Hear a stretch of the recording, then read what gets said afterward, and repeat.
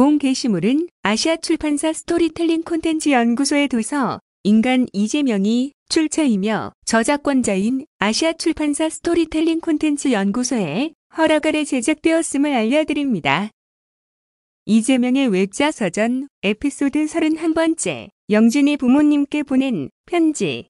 4학년 2학기 종강과 함께 법대생들의 운명이 갈렸다. 집안 형편이 괜찮은 동기들은 고시 공부를 계속했고 그렇지 못한 동기들은 졸업하기 무섭게 군대에 가야 했다. 돈 있고 빽 있는 사람들은 군대를 잘도 면제받았다. 나와 가까웠던 규대, 성훈이 정추도 입대 날짜를 받아놓고 짐을 꾸려 고향으로 내려갔다. 뜻을 펼쳐보지도 못하고 돈 없고 빽 없어서 귀향하는 친구들을 보고 있자니 섭섭하기 그지없었다. 나는 군대를 면제받았다. 프레스기에 치여 손상된 손목과 굽은 팔 때문이다. 징병 검사를 하던 군의관은 내 방사선 사진을 보고 이렇게 말했다. 이 새끼 이거 완전 개판이구만. 그는 기가 차다는 표정을 지었다. 팔이 개판이어서 군대 안 가게 된 걸 다행이라 생각해야 할까? 마음이 씁쓸했다. 졸업식이 열렸다. 부모님과 형제 모두를 초대했다. 입학식 때 오지 않았던 아버지도 참석했다. 처음으로 아버지와 함께 온 가족이 활짝 웃으며 사진을 찍었다. 하지만 졸업식이 마냥 즐거울 수는 없었다. 졸업식에 없는 동기가 있었다. 이영진, 내게 5.18 광주의 영상을 최초로 보여주었던 영진이가 없었다. 영진이는 그때 차가운 감방에 갇혀 있었다. 시위를 이끌던 영진이는 구속되었고 학교는 그를 제적했다. 제적이라니. 가난한 영진이의 가족은 그가 집안을 일으켜줬길 하염없이 기다렸을 것이다. 친구와 친구 부모님의 마음이 오죽할까 싶어 마음이 무거웠다. 졸업식이 끝나고 고시원으로 돌아온 나는 편지 한 통을 썼다. 영진이의 부모님께 보낼 편지였다. 이영진은 그 편지를 두고 나중에 이렇게 말했다. 내가 감옥에서 나와서 집에 내려갔더니 아버지가 편지 한 장을 꺼내서 보여주었어요. 재명이가 보낸 거였어요. 부모님은 내가 걱정되고 보고 싶을 때마다 그 편지를 꺼내 보았다고 하더라고요. 녀석은 장난기가 참 많기도 했지만 그렇게 마음이 따뜻한 친구였어요. 재명이의 편지 한 장이 우리 부모님에게는 큰 위로가 되었던 것 같아요. 편지는 영진이에 대한 의리이기도 했지만 내가 고시 공부하고 있을 때 자신의 전부를 걸고 투쟁에 나섰던 그 모든 의로운 청년들에 대한 내 마음이기도 했다. 그 시절 거리에서 또 감옥에서 찬란한 청춘의 한 시절을 보냈던 청년들에게 존경의 마음을 보낸다. 우리의 민주주의는 그렇게 왔다. 그때 보냈던 편지의 한 대목을 옮겨본다. 의로운 일을 하다가 고초를 겪고 있는 영진이를 우리 동기들은 모두 자랑스럽게 여기고 있습니다. 영진이가 앞으로 반드시 더 훌륭하게 큰 일을 할 것으로 우리는 믿고 있습니다. 부모님께서도 너무 상심하지 않으시기를 바랍니다. 1986년 2월 21일 이영진의 학과 동기 이재명 올림. 이재명의 외자 서전 에피소드 32번째 고통의 한가운데서 아들을 기다리다. 아버지의 지원으로 사법고시를 공부하던 86년 3월 아버지의 입원 소식을 들었다. 바로 병원으로 달려갔다. 의사는 위암이 재발해 3개월을 넘기기 어렵다며 여름까지도 버티지 못할 거라 했다. 병실에 누워있는 아버지를 보니 자책이 들었다. 아버지를 원망만 한 것 같았다. 자식된 도리로 위암 하나 못 고쳐드리는구나 싶었다. 아버지의 삶도 가여웠다.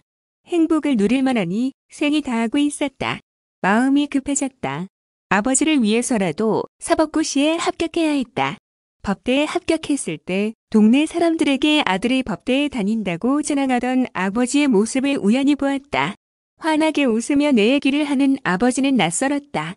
사실 생각해보면 아버지는 결정적인 순간에는 내 공부를 밀어줬다. 한번 떨어지고 다시 사법고시를 준비해야 할 때 깊숙이 숨겨놓았던 돈을 공부하라고 준 것도 아버지였다. 그때 좀 놀랐다.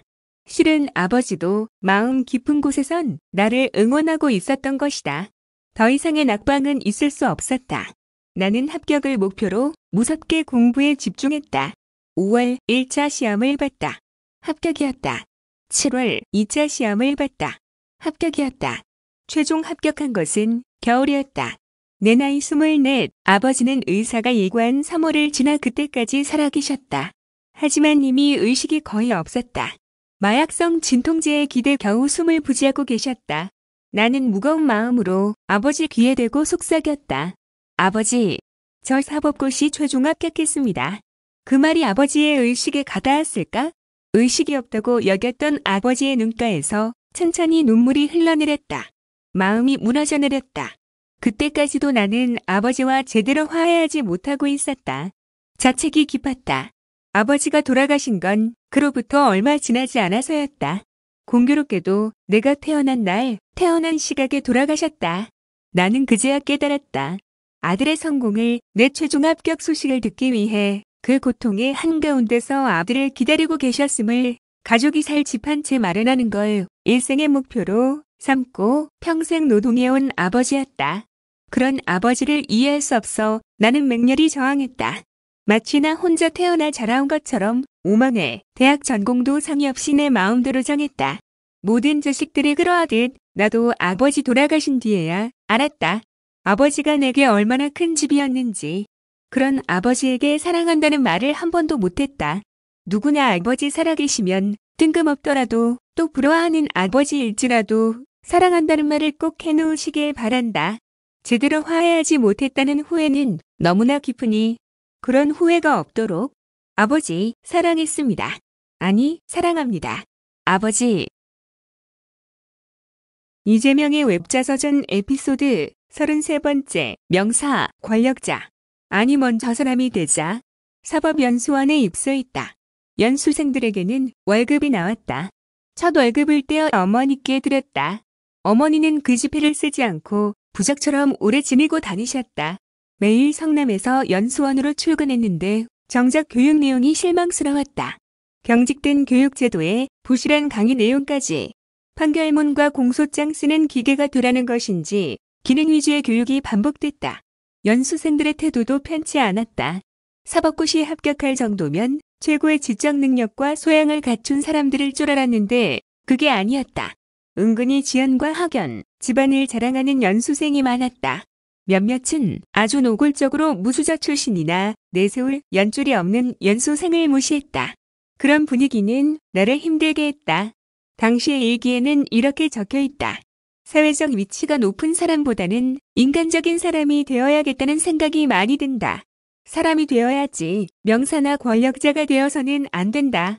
내가 부족할 게 없는 집안에서 편하게 공부해 사법고시에 합격했다면 이런 생각을 할 수 있었을까? 연수생들의 분위기는 내가 공장이나 대학에서 만난 사람들과 많이 달랐다. 가진 게 없고 백 없는 사람들, 그래서 여리고 순한 사람들, 나는 내가 아는 그 사람들이 자꾸만 눈에 밟혔다. 그 해는 1987년이었다. 대한민국 역사에 특별한 방점이 찍힌 해. 87년 6월 민주항쟁이 있던 해. 1월에는 서울대 학생 박종철이 남영동 대공분실에서 고문을 받다 사망했고 6월 9일에는 연세대 학생 이한열이 경찰이 쏜 최루탄에 머리를 맞고 피투성이가 되어 쓰러졌다. 박종철 학생 고문 타살 기사를 봤을 때 몸이 부들부들 떨렸다. 전두환의 학살은 계속되고 있었다. 참을 수가 없었던 나는 퇴근 후 시위 장소로 직행했다. 학생들 사이에서 양복을 입은 채로 독집하도 민주쟁취를 외쳤다. 6권째 일기장 표지에는 박종철 학생의 사진이 붙어있다. 일기장은 내 가장 진실되고 솔직한 기록이고 그 내밀한 곳에 박종철의 사진이 있다. 그것은 잊지 않겠다는 절절한 다짐이었다. 그해 전국적으로 약 500만 명이 시위에 참여했다고 한다. 6월 10일에는 서울에서만 30여 곳, 전국적으로 500곳 이상에서 집회가 열렸다. 당일 오후 6시 정각 전국 곳곳에서 교회가 종을 치고 그것을 신호로 차량들이 일제히 경적을 울리고 시위대들이 함성을 질렀다. 지나던 시민들이 걸음을 멈추고 박수로 호응했다. 하나로 뭉쳐진 거대한 힘, 누구에게나 삶의 방향을 결정짓는 어떤 불멸의 순간이 있다. 1987년 6월은 대한민국이라는 공동체가 오직 민중의 힘으로 새로운 길을 연 불멸의 순간이었다. 그때 지금은 차들로 가득한 서울의 도로를 온통 사람이 만장히 깃발이 점령했다. 나도 거기에 있었다. 이재명의 외자 서전 에피소드 34번째. 다 잃어도 괜찮다. 6개월 만이라도 판검사를 하면 장관 이호를 받아 돈 걱정 안 하고 수월하게 변호사로 개업할 수 있었다. 하지만 그건 변호사가 되어 약자와 함께하겠다던 동기 이영진에게 했던 약속을 어기는 것이었다. 저는 노동자들과 함께하는 인권 변호사가 될 겁니다. 사법연수생 때 그렇게 말하고 다녔다. 사람들에게 공언하고 다니면 다른 생각은 하지 않을 거였다.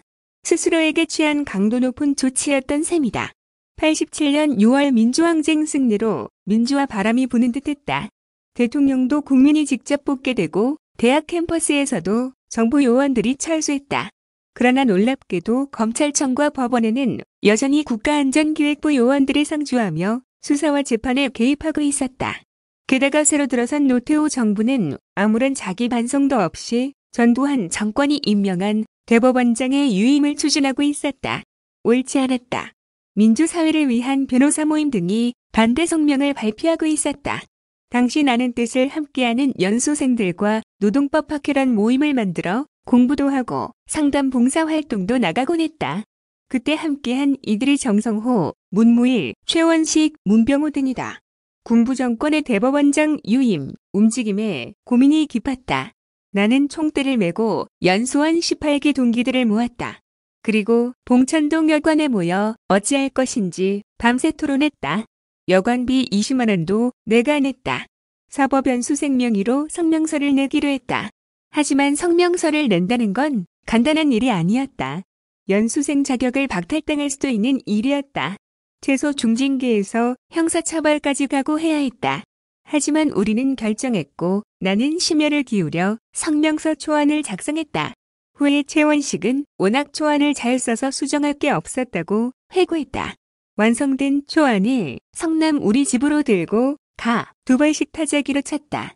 그리고 전국 각지에서 실무 연수 중인 연수생들의 서명을 받기 위해 모두 흩어졌다. 읽고 1988년 7월 1일 사법부 독립에 관한 우리의 견해라는 성명이 발표됐다. 사법연수원생 185명이 서명한 성명서였다.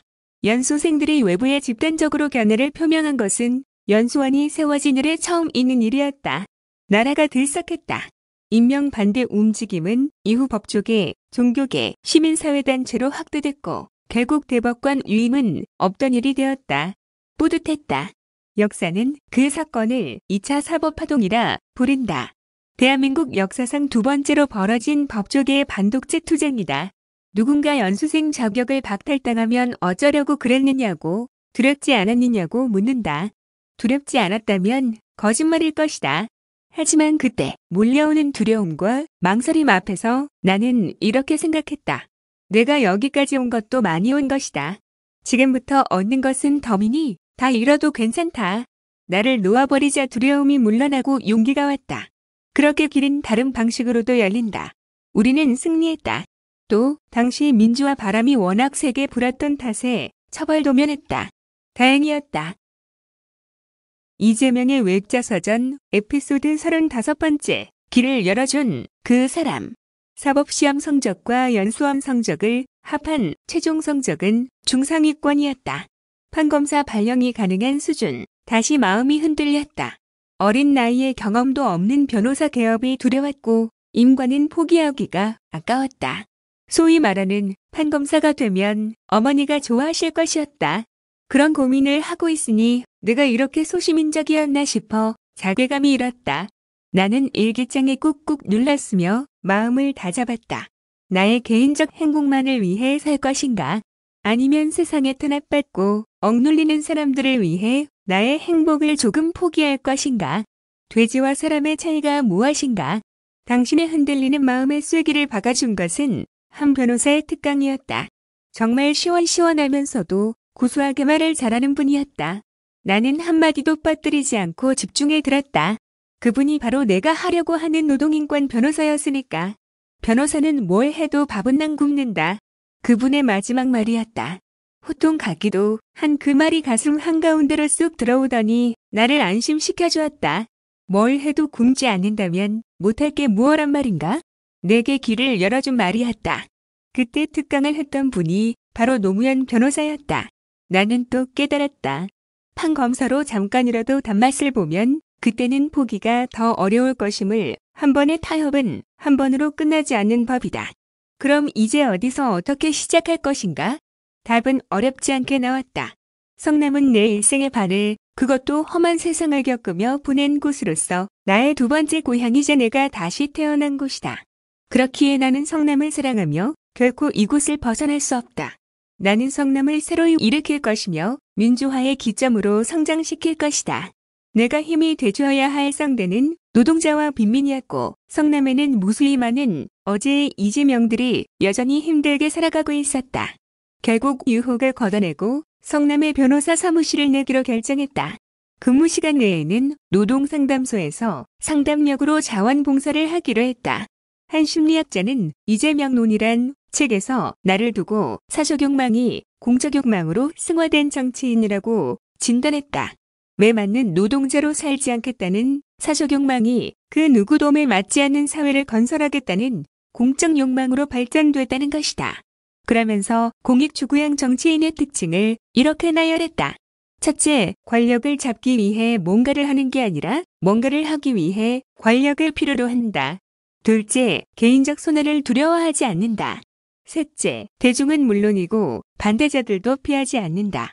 넷째, 절대다수의 일반 국민에 대한 강한 연대감을 갖고 있다. 어떻게 공감이 되시는지 궁금한 대목이다. 이재명의 외자서전 에피소드 36번째. 조영래 변호사의 응원, 연수원 동기들은 나를 이해하지 못했다. 판검사로 6개월 만 있다 나오면 전관 이후 받을 수 있는데 그걸 마다하고 굳이 변호사를 하겠다며 기업자금을 만들려고 법률구조공단 취업을 고민했으니 그들에게 나는 별종이었다. 연수원 시절 변호사 15를 조영래 변호사 사무실로 나갔다. 조영래는 누구인가? 전태일 평전에 있었던 그분이 맞다. 경기고와 서울대를 최우수로 나온 수재였지만 인권 변호사로서 민주화 운동가로서 희생을 마다하지 않고 불멸의 삶을 살았던 분. 나는 그때도 그랬고 지금도 그분을 무한히 존경한다. 조영래 변호사 사무실에서 망원동 수재민 집단소송을 자원봉사했다. 변호사 개업을 해야 하는데 사무실 임대료가 없어 고민하던 중이었다. 하루는 변호사님이 부르더니 개업에 쓸 500만 원을 빌릴 수 있게 해주셨다. 뜻밖의 응원, 판검사 임용을 마다하고 갈 길을 가겠다는 25살짜리 어린 변호사의 무모한 도전과 용기가 가상했던 모양이다. 뿌듯했다. 전태일 10살을 평전으로 우리 안에 되살린 조영래 변호사님이 나를 믿고 인정해 준 것 같았다. 그렇게 빌린 500만 원은 귀한 돈이었지만 성남의 사무실을 얻기에는 부족했다. 또 한 분 원군이 나타났다. 검정고시 공부할 때 공짜로 학원에 다니게 해주었던 김창구 원장님이었다. 원장님 주선으로 500만 원을 빌릴 수 있었고 성남에서 원하던 대로 인권 변호사의 길을 갈 수 있게 되었다. 한없이 고마웠다. 그분들이 내게 도움 준 것은 돈이 아니었다. 내가 받은 것은 무조건적인 신뢰와 응원이었고 그것은 내게 용기의 원천이 되었다.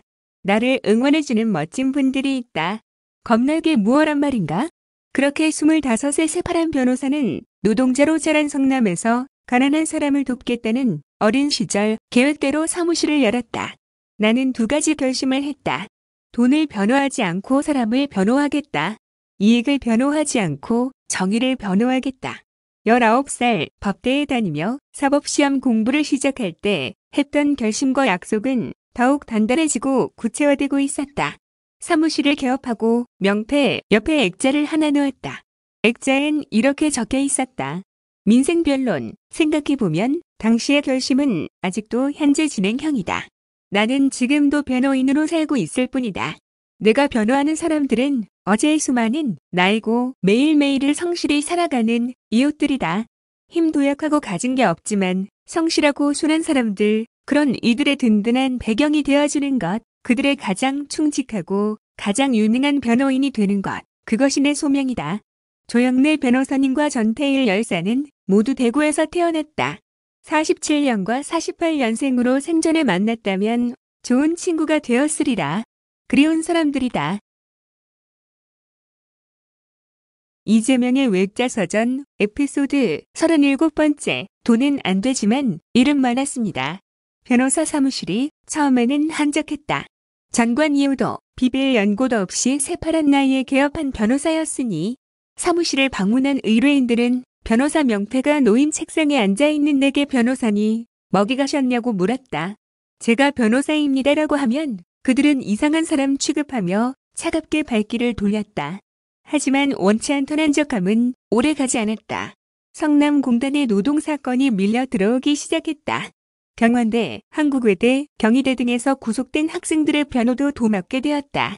소위 돈은 안 되고 골치만 아프다는 사건들. 나는 경기도 동부 지역에서 벌어지는 그런 인권사건, 노동사건, 시국사범 양심수들 대부분을 무료 변론해야 했다. 경기 동부 지역에서 무료 변론을 맡을 이가 나밖에 없어. 돈은 안 되지만 일은 눈코 뜰 새 없을 만큼 많았다. 수사 재판 기록 복사비 등 필수 비용으로 10에서 20만 원을 받기로 했지만 대부분 그마저도 제대로 내지 않아 개인 비용으로 충당했다.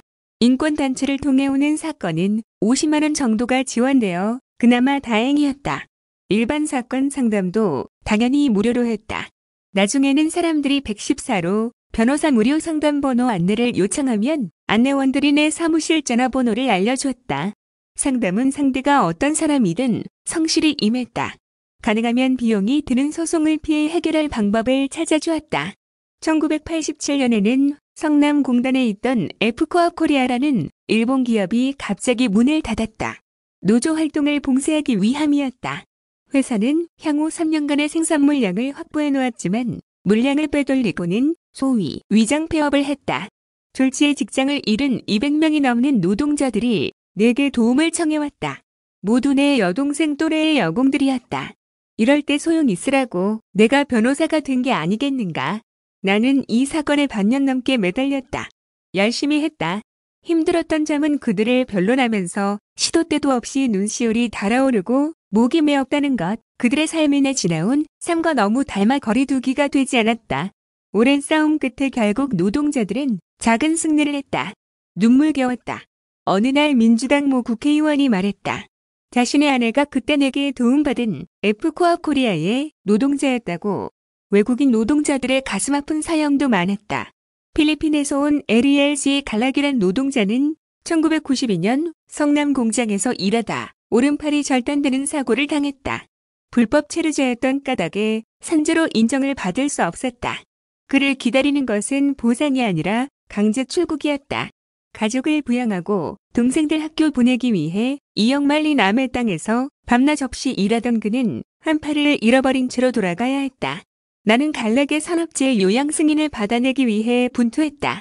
하지만 노동부, 공단, 출입국 관리사무소의 입장은 완강했다. 전례가 없다는 것이었다. 이에 나는 온갖 자료와 증거, 법리, 세계노동기구 권고조항까지 동원해 달려들었다. 1년여의 기나긴 재심 절차가 이어졌고 결국 요양 인정을 받아냈다. 이미 갈락은 필리핀으로 돌아가 요양을 받을 수도 없었지만 산재 보상금은 받게 된 것이다. 갈락에게 보상금을 송금한 저녁 사무실 식구들과 파티 아닌 파티를 열었다. 갈락에게 그 돈이 사과가 위로가 될까 싶었다. 기쁘기보다 그날따라 내 굽은 팔은 더 많이 아팠고 술은 더 많이 마셨던 것 같다. 변호사로서 나름 열심히 했다고 여긴다. 민변 활동도 했고 이천노동상담소, 광주노동상담소 소장으로도 일하면서 지원했다. 그 시절 나를 거절한 사건들을 적어본다. 독도 시위 체포 대학생들, 용산 참사 시위자, 분당 파크뷰 분양 특혜 폭로, 전두환, 노태우 비자금 추징 운동, 이명박 독도 망원 소송단 대표, 이해학 목사 국가보안법 위반 사건, 경희대생, 강제연행, 가혹행위, 김태년 국회의원, 안기부 조작 사건, 농협 부정대출, 비리사건 폭로 기자, 변론, 경기교통 불법 매각 집단 손해배상, 성남 지하상가 비리 폭로, 연예인, 골프캐디 폭행 사건 피해 구제, 복정동 일용건설 노동자 노조 설립 지원, 하대원 철거민 강제 철거 변론, 외국인 노동자 활동가 구속 사건, 노점상 구속자 등이었다. 수많은 구속 노동자와 학생들, 구속된 평화운동가들, 해고된 노동자들의 무효 소송, 이제는 기억조차 가물가물한 수많은 사람들이 떠오른다. 그중에는 한때 격렬하게 싸웠던 김문수 전 경기지사의 동생도 있었다. 이재명의 외자 서전 에피소드 38번째 돈 쓰는 법. 변호사 기업과 거의 동시에 노동운동 지원과 노동상담에 뛰어들었다. 마침 안양노 선생이 도와달라는 부탁을 해왔다. 그는 성남보다 상황이 열악한 여주, 이천에 노동상담소를 열고 노동상담을 맡아줄 변호사를 찾고 있었다. 같이 하자는 제안에 나는 1초도 망설이지 않고 동의했다. 그렇게 매주 2회, 수요일 오후와 토요일 내내 이천 노동상담소로가 노동운동가들과 어울리고 노동운동을 지원하며 노동법률 상담을 했다. 일이 끝나면 지역의 노동자들과 막걸리를 나눠 마시며 토론하다 밤늦게 성남으로 돌아왔다. 노동상담소의 보증금과 월세, 간사들 활동비도 댔다. 상담소 간사였던 김재기 씨는 언론과의 인터뷰에서 이렇게 말했다. 노동상담소가 새들었던 건물에서 나가게 됐어요. 건물주가 형사들 압력에 나가달라고 한 거죠. 그래서 다른 데를 알아봤는데 너무 비싼 곳만 있어 난감했지요. 그런데 이재명 변호사가 선뜻 보증금 2천만 원을 대줬어요. 당시엔 변호사니까 그런 돈도 있나 보다 했는데 저는 13년 지나서야 알았어요. 자기는 변호사 사무실 낼 돈이 없어서 조영래 변호사와 학원 원장님에게 빌렸었다는 것을요. 그 와중에 노동상담소 보증금을 뗐다는 것을요. 그걸 13년이 지나 처음 듣고 너무 놀랐죠. 함께 일했던 우리 활동가들은 정말 까맣게 몰랐어요. 너무 미안하더라고요. 또 처음 한 달 같이 일하고 간사들에게 삼겹살과 소주를 사줬어요. 헤어지는데 택시비 주듯이 봉투 하나를 내밀면서 나눠 쓰십시오. 그러는 거예요. 나중에 보니까 100만 원이 들어있더라고요. 그거면 사무실 월세 내고 상근자들 3명 활동비가 됐어요. 저는 또 처음이니까 그런가 보다 했는데 내가 이천을 떠날 때까지 무려 3년 넘게 매달 꼬박꼬박 봉투를 줬어요. 그렇게 실무자들 생활비를 지원해주면서도 혹시 우리 자존심이 상할까 늘 조심했었죠. 저는 이 변호사가 그런 사실을 그때는 물론이고 지금까지 한 번도 자기 입 밖에 내는 걸 보지 못했어요. 시민단체 활동가들의 급여는 보잘것없었다. 공익을 위해 뛰는 사람들인데 최소한의 생계만큼은 책임져줘야 한다는 게 내 생각이었다. 성남시민 모임 때도 그랬다. 당시 성남시민 모임에서 실무를 맡았던 현대전자, 해고자, 강현숙 씨는 이렇게 전했다. 변호사님이 후원회를 잘 조직해서 상근자들은 모두 정확하게 급여받았고 모자라는 경비는 변호사님이 부담을 해주셨어요. 당시에 우리처럼 4대 보험까지 다 받는 시민단체 실무자는 전국에서 드물었을 거예요. 변호사님은 고맙다고 하는 우리에게 전혀 고마운 것이 아니고 당연한 권리라고 했어요. 노동운동과 시민운동을 하는 우리가 노동법을 안 지키면 누가 지키겠느냐면서요. 돈이 어떻게 쓰여야 가장 빛나는지 조영래 변호사님과 김창구 원장님께 배웠다. 또 내가 선물한 금가락지를 늘 매만지며 위안을 삼던 엄마를 보며 배웠다. 사람은 좋아하는 사람을 닮는다. 어떤 선생님을 좋아하면 그 과목 성적도 올라가는 것처럼 말이다. 나는 배운 대로 실천했다. 이재명의 웹자 서전 에피소드 39번째. 왜 그렇게 열심히 하는데? 재명이의 1차 사법고시 점수를 보고 서울대 애들도 깜짝 놀랐어요. 1차를 2번 다 90점 이상을 받은 거예요. 저는 그런 애 본 적이 없어요. 1차는 영어, 국사, 문화사 같은 과목까지 있어서 정규 교육을 받지 않은 수험생이면 굉장히 어려워하거든요. 그런데 정규 교육 받은 애들도 못 받는 점수를 2번 내리받았으니 괴물 같은 거죠. 집중력에다 핵심을 파악하는 능력이 엄청 뛰어난 거예요. 고시원 선배 최원준의 말이다. 자랑은 아니고 궁금할 분들도 있을 듯하여 정보 제공 차원에서 옮겨보는 것이라고 주장하겠다. 변호사 사무실을 성남의 법원 앞으로 옮기면서 부설 노동상담소를 열었다. 대학 동기인 이영진에게 노동상담소장을 부탁했다. 대학 시절 운동권 동아리에 들어가서 함께하자고 내게 제안했던 이영진 말이다. 나는 이영진에게 후에 변호사가 되어 함께하겠다고 약속했었고 그로부터 7년 만에 약속을 지켰다. 영진이는 상담소장 이상의 역할을 해주었다. 법원, 경찰서, 노동 현장 등으로 바쁘게 뛰어다녔고 사무실의 안살림도 빈틈없이 챙겨주었다. 그는 아무 사심이 없는 선한 사람이며 항상 나를 가장 응원해주는 사람 중 하나다. 우리는 지금도 친구로 지낸다. 벌써 40년직이다. 나는 승률이 높은 변호사였다. 사건을 치밀하게 분석하고 법리는 물론 최신 판례까지 샅샅이 뒤져 변론을 준비했기 때문이다. 재밌게도 내가 노동자들을 변론하느라 재판정에서 맞붙었던 회사와 기업주들이 나에게 다른 사건을 의뢰하고 소개하기도 했다. 그들은 나로 인해 패소했지만 그래서 오히려 내가 자기들 변호사였으면 싶은 생각이 들었다는 것이다. 그런 기업들은 노사 문제가 아닌 민사사건을 가지고 왔다. 수임료가 괜찮았다. 법률 상담도 열심히 했다. 답을 못 찾겠으면 며칠 뒤에 다시 오라고 하고 책 사서 공부하고 판례를 분석해 답을 찾았다. 지금은 인터넷으로 최신 판례를 손쉽게 확인할 수 있지만 당시에는 책자로 만들어 전국의 변호사 사무실로 팔러 다니는 사람들이 있었다. 성남에서 최신 판례집을 빠짐없이 구입해 탐독하는 건 나뿐이었다. 돈도 안 받는 무료 상담을 왜 그렇게 열심히 하는 거야? 하루는 무료 상담이 끝난 후 이영진이 물었다. 얼굴에 의아함이 가득했다. 내가 답을 찾아주지 않으면 저 사람들은 성남 어디 가서도 답을 찾지 못할 거야. 성남의 변호사인 내가 해야지. 나의 대답에 대한 감상평이랄까? 이영진은 그 시절의 나에 대해 이렇게 전한다. 제명이는 늘 공부했어요. 보통 변호사 되고 나면 공부 안 하거든요. 그래서 머리가 굳고 생각도 굳는데 제명이는 안 그래요. 또 제명이는 질 사건은 맞지 않았어요.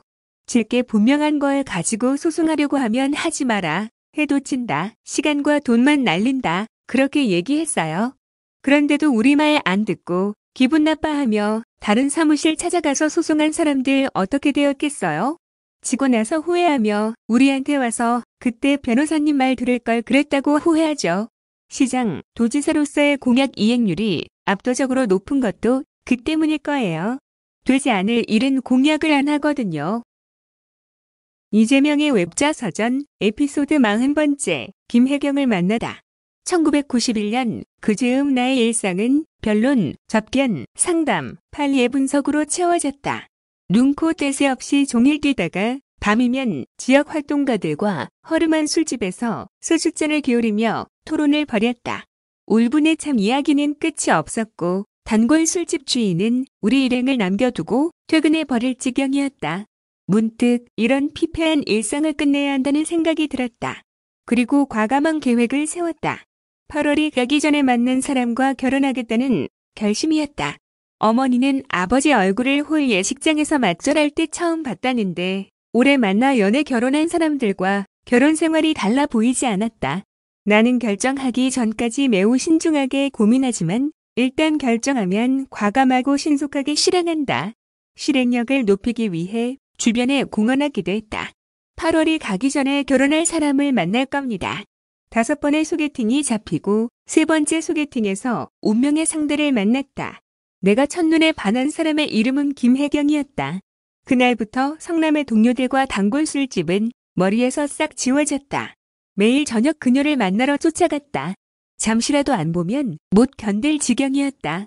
김혜경은 숙명여대 피아노과를 졸업하고 주일이면 교회에 나가는 사람이었다. 부드럽고 따스했으며 밝고 유쾌했다. 함께 있는 시간이 너무 좋았다. 그녀의 많은 것이 낯설었지만 낯선 그 모든 것들이 좋았다. 내 감정은 직진했고 4번째 만났을 때 청혼했다. 김혜경은 어이없다는 듯 웃었다. 웃는 걸 보니 차인 건 아니구나 싶었다. 그만큼 그녀에게 반했다. 그리고 실은 내 인생에서 그렇게 빠진 상대는 없었다. 그럼 결혼해야지. 그런데 김혜경은 그 후 몇 번을 더 만나도 가타부터 답이 없었다. 최후 수단을 동원했다. 15살부터 24살까지 10년간의 일기장 6권을 건넨 것이다. 난 이렇게 살아온 사람입니다. 내 속을 숨김없이 보여드릴 테니 같이 살만하다 생각하면 결혼합시다. 사실 나는 만났던 첫날부터 그녀에게 내 살아온 삶을 다 전했다. 가난한 집안 살림과 식구들 이야기를 모조리 솔직하게 다 보여주어야 한다고 속이면 안 된다고 여겼다. 심지어 형제들 일하는 데까지 데려가서 인사시켰다. 무리한 작전이 분명했지만 결과는 신의 한 수였다. 그녀는 내 청혼을 받아주었다. 기쁘고 행복했다. 세상을 다 얻은 것 같았다. 내 입이 귀에 걸렸다. 후에 그녀는 일기장을 비롯해 내 솔직한 모습에 확신과 믿음을 얻었다고 했다. 만나고 7개월 뒤에 결혼했다. 궁금해할 것 같아 말하자면 그녀와의 소개팅 이후 2번의 소개팅이 더 남아 있었다. 당시 김혜경에게 그 사실을 자백하고 소개팅을 어떻게 하면 좋을지를 물었었다. 김혜경은 소개해준 사람들의 체면을 생각해서라도 만나라는 윤허를 내렸고 그래서 2번의 소개팅을 더 나갔다. 후에 5번째 소개팅에서 만난 아가씨가 괜찮았다고 김혜경 앞에서 까불다가 혼났다. 농담이었지만 혼나야 마땅했다. 내 인생에서 가장 잘한 일을 꼽으라면 아내와 결혼한 것이다. 가장 행복한 순간도 아내와 편안하게 수다 떨 때이다.